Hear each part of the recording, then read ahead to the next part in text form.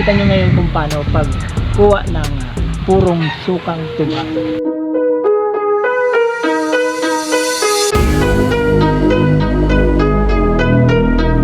So bali yan guys, yung makikita nyo ngayon, yung tuba, dyan galing yung sukang tuba, piniprepare natin para pwede pang negosyo. Na dinalagay ko sa mga bote, lalagay mo ng seal, lalagay mo ng branding, tapos pwede mo na siya pagkakitaan.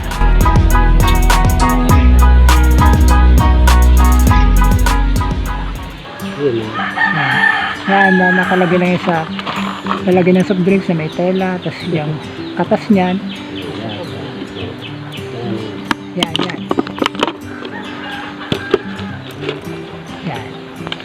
Yan, bali tatakasan lang yun ng ganyan.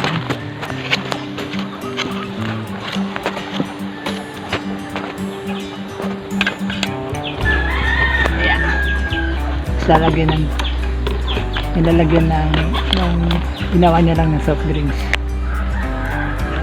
Tapos lalagyan ng tela para pag umulan hindi mababasa. Tama. Hindi pasukin ng mga pulisap. Pulisap yan, mga langgam. Ganun lang. So ganun ang pagkuha ng tuba. Ano po ba sa tuba? Dito. Bali mano-mano niya lang inaakit yung puno nito para makakuha ng tatas ng nyug. At pagkatapos niyan guys, yun na, bababa na siya dyan.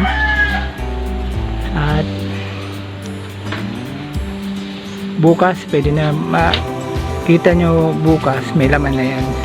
Yung mga lalagyan na yan bukas meron na yung laman.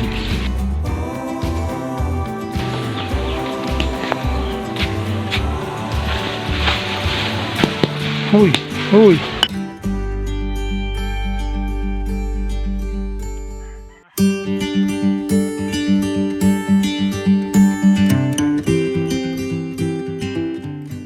Pagkatapos niya malagay yung mga katas ng nyug dun sa lalagyan, nasa bag niya, iniipon yan dun sa loob ng lalagyan. Tapos akit naman siya sa ibang mga puno hanggang sa mapuno yung lalagyan na. Pwede pong patingin niyang lalagyan nyo po. Ayan, yan o. Yan mga lalagyan dyan, nilagay yung mga katas ng sukang tuba. Tuba, di pa siya suka, tuba pa lang yan. Galing pa lang ito kanina dun sa kinuha ni Kuya Junior. Ito yung pinaka-fresh pa, matamis pa talaga ito. So, paano ba nagiging sukang tuba? Siyempre, natanungin natin dyan ang mas expert dyan, si Kuya Junior. Kuya Junior, paano ba nagiging suka itong tuba na to? Paano magiging suka na to? I-stack na? Ilang buwan siya ba? So, ito, i-stack mo pa to sa isang malinis na lalagyan. Tapos, ilang buwan mo siya i-stack para magiging suka? Mga 3. 3 hanggang 4 na buwan magiging natural na sukang tuba. So, kaya yung bumibili ng mga madunong sukang purong tuba, makasigurado kayo talaga yung madunong sukang tuba natural talaga na galing sa katas.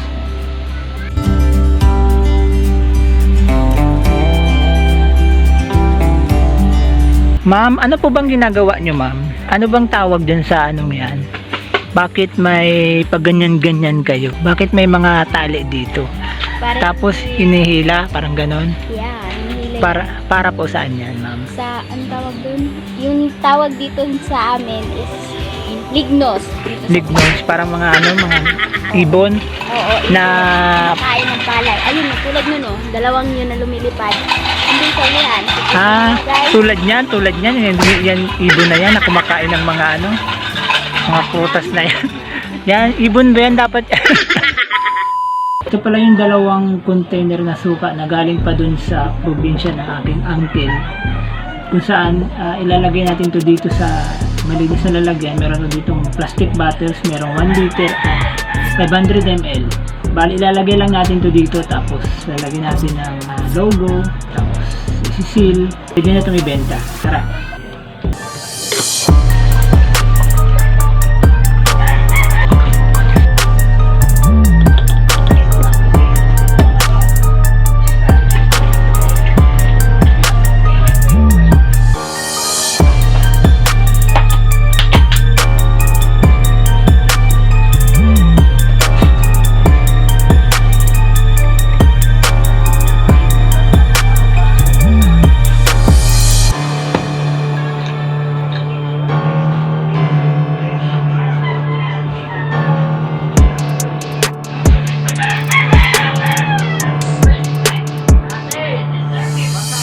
Gumawa na rin pala ako ng stickers guys, mga ka-channel, para sa ating ititindang suka, sukang tuba, para magkaroon na siya ng branding. Ang madunong, natural na sukang tuba.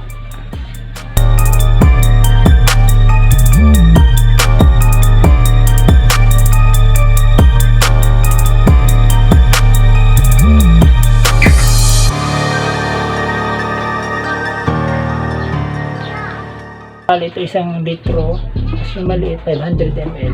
Ibenta ko to sa halagang 120, ito naman 60 pesos. At naglagay na rin ako ng ibang mga variants para may pagpipilian yung magiging customer natin. So linagay ko rin to sa bote. Yan, may ano siya, sweet and spicy. Sweet and spicy yan. Mga chili dyan, may mga paminta. Balit timpla na siya. Benta ko dito mga 130 to 150. At linagay ko rin siya sa bote. Tulad nito. Lalagyan ko siya ng mga logo. Ready na to guys. Mga ka-channel, itong sukang purong tuba. Pwede na itong ibenta sa halagang 120, 130, 150. Depende na lang sa inyo kung sa mga expenses nyo. Para naman kasiguruhan sa negosyo, pwede kang malugi, pwede kang kumita. Malay mo, sa pag-negosyo ka pala mag-click. Ako, di ako sigurado. Pero ang importante, sinisimulan ko na siya ngayon. Try and try until you succeed. Use what you have. Gamitin mo kung anong meron ka. Nandun ako nun sa probinsya ng aking uncle. Nakita ko na marami siyang stock na suka. Binagay ko sa bote, binagay ko ng branding, logo, ginawa ko sa photoshop ko pa yan. Yan, seal, yan. Tapos wala. Ito na.